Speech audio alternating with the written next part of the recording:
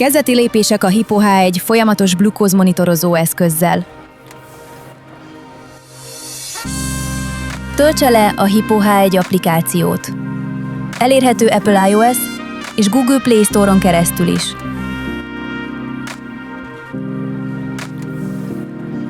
Csomagolja ki a Hippo H1 szenzort. Ellenőrizze, hogy a csomagolás és a termék sértetlen, a dobozt nem nyitották ki. Nyissa ki a dobozt és vegye ki az applikátort. Előkészítés a szenzor felhelyezése előtt. Mosson kezet szappannal. Használhat illatmentes kézfertőtlenítőt a fertőtlenítéshez. Hagyja a kezét levegőn megszáradni.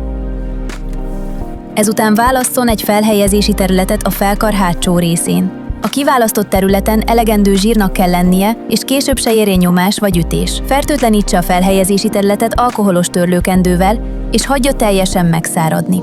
Lépések a szenzor felhelyezéséhez. Fogja meg az applikátort, és csúsztassa a kék gombot a felső helyzetbe. Távolítsa el a felső kupak alatti tömítőgyűrűt. Nyomja le a kupak alatt található gombot. A gombnak kattanó hang kíséretében teljesen be kell süllyednie a készülék házába. Csavarja le óvatosan az alsó kupakot.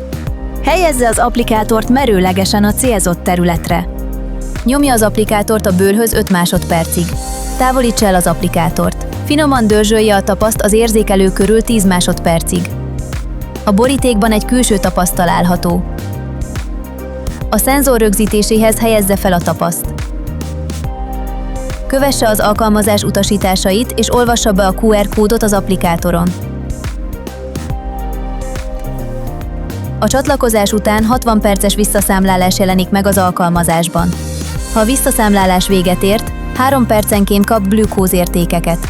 A szenzor akár 14 napig is használható. Az érzékelő eltávolítása. Óvatosan emelje fel a ragasztószallag szélét az érzékelő leválasztásához.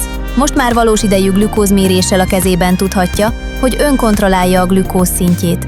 Élvezze a pillanatot a Hippo H1-jel, és élvezze az életet!